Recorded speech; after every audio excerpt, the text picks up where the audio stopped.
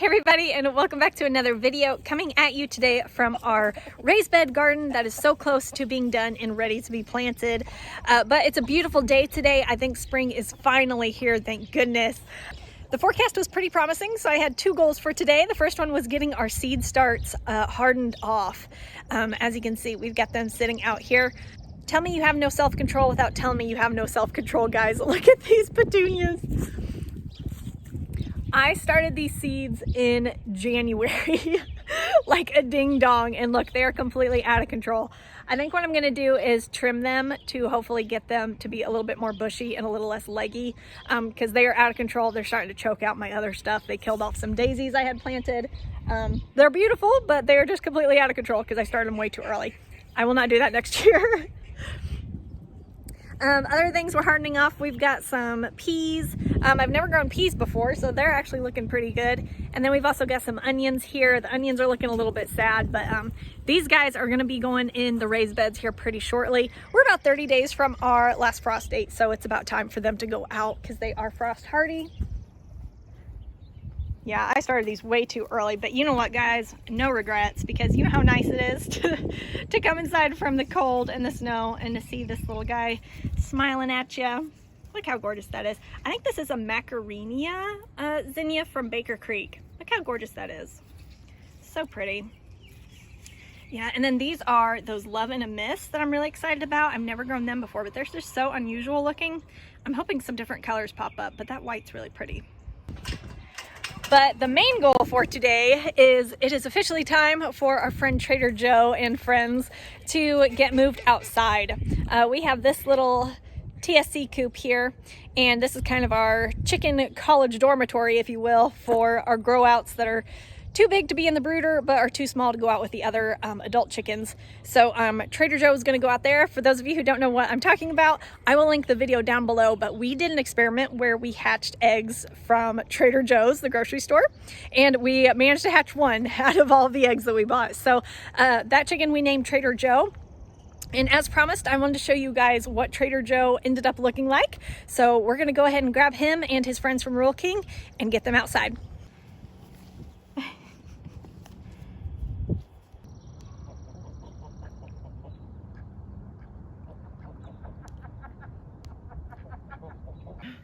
It's a butterfly. Spring really is here. Chicken, look at the butterfly. We've also got a couple of extra friends on the homestead for a week here. These guys were a Rural King buy. These are going to my nieces for Easter as a surprise. So they're going to be hanging out here for a couple of days. And they're very, very cute. They're mini Rexes and they're both males. I did double check that because I do not think my sister wants any surprise bunnies, as fun as that would be. But yeah, it's fun having a few extra bunnies. I would definitely like to have a few more myself. So this is kind of getting my wheels turning on ways that I can make that happen because I love rabbits. They're so fun. All right, so this is exactly why it's time for them to go out. They're getting a little too comfy in here. This is your eviction notice, guys. Today is the day. So to move chicks out, I have a couple of requirements. The first one is they have to be completely feathered. These guys are almost 2 months old now, and there is no down left on them. They are completely feathered. I like to have the heat lamp off them for about a week, so they have a little bit of a transition where they get a little bit more used to not having that heat available. And then the weather outside also has to be mild. I don't want there to be any crazy storms come in. I don't want it to be super cold. And the forecast going forward here, it looks pretty mild. So right now is the perfect time. It's a beautiful day out right now. So let's get these guys caught and put them outside. So here's Barred Rock Girl number one, hopefully a girl. We bought them at a farm store, we bought them at Rural King, so who knows really, but she's supposed to have came out of a pullet pen.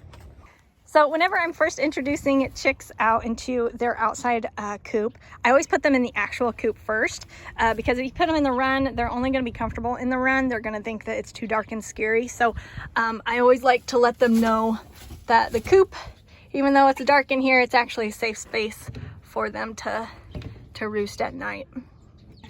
Look, I have your friend. Hi. Number two. Barred rock number 3. Another question I see get asked a lot is, how do I know when my teenage chicks are ready to go out with the adult chickens?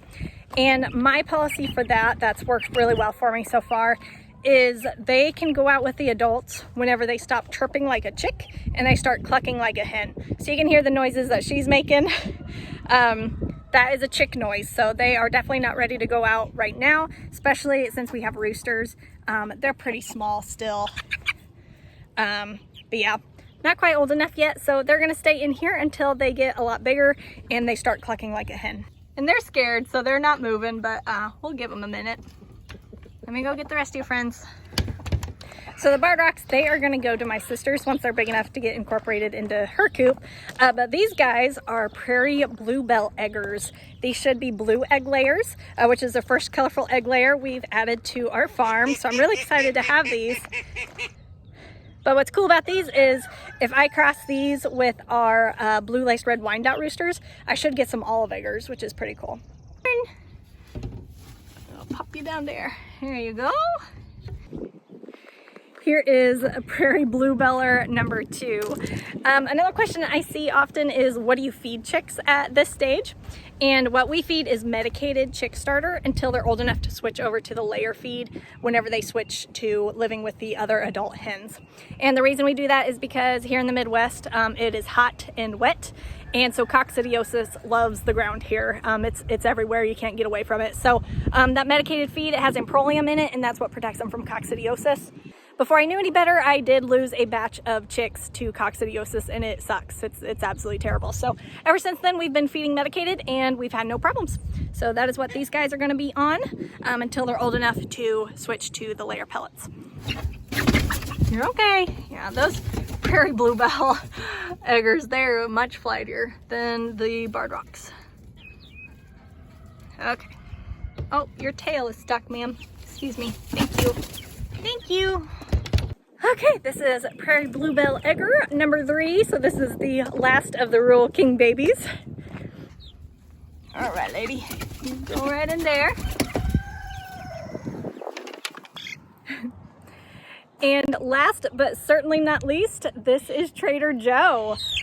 Trader Joe surprised me because he or she was very yellow and very light when they first hatched. And the first feathers came in white with a little hint of like a buff color to it. And then it was just red from there on out. So much redder than what I thought they were gonna do. As you can see, we've got a single comb coming in there. Hopefully that's focusing. Yellow legs with just a little bit of darker brown on the front. Initially, I was assuming that he was going to be a sex-linked, and so I was convinced that it was a he, but I don't know, guys. It's looking kind of pullety to me, but we'll just have to see it. It's still probably too soon to tell for sure, but got a long tail, typical of a production breed. But yeah, this is old Trader Joe. You're famous and you don't even know it, chicken.